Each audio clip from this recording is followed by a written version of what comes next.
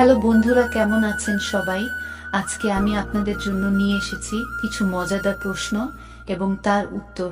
আপনারা দেখছেন আর সাথে আছি আমি। তো চলুন শুরু করা যাক আজকের ভিডিওটি।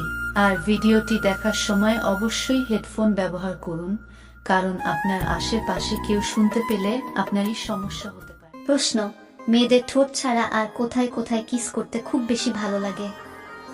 উত্তর: মেয়েদের ঠোঁট ছাড়া গাল এবং গলাতে কিস করতে খুব ভালো লাগে। প্রশ্ন: মেয়েদের দুধ শক্ত রাখার পদ্ধতি কি? উত্তর: রেস্ট টাইট করার জন্য পর্যাপ্ত প্রোটিনের প্রয়োজন হয়, তাই আপনার প্রতিদিনের খাবার তালিকায় দুধ, ডিম এবং ডাল অবশ্যই থাকা দরকার।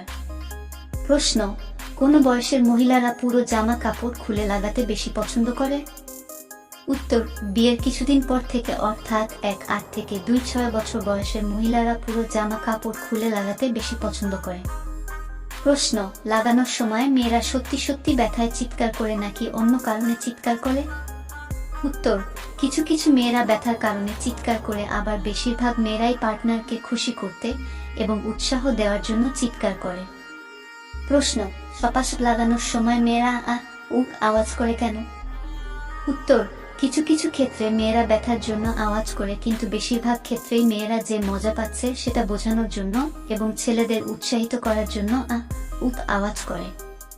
প্রশ্ন: কুমারী মেয়েদের সঙ্গে খেলা করার জন্য কিভাবে তাদের রাজি করাবেন? উত্তর: প্রথমে তাদের সঙ্গে বন্ধুত্ব করতে হবে এবং তাদেরকে খুব হাসাতে হবে। মেয়েরা হাসতে ভালোবাসে, এরপর তাদের সঙ্গে রোমান্টিক গল্প করতে হবে। এভাবে আস্তে আস্তে তাদেরকে নিজের দিকে আকর্ষণীয় করে নিতে হবে, তাহলেই দেখবেন খেলার জন্য মাঠে নেমে পড়বে। প্রশ্ন: বাচ্চা প্রসব করার পর একটা মেয়েকে কতদিন পর লাগানো উচিত? উত্তর: বাচ্চা প্রসব করার পর একটা মেয়েকে 1 মাস পর লাগানো উচিত।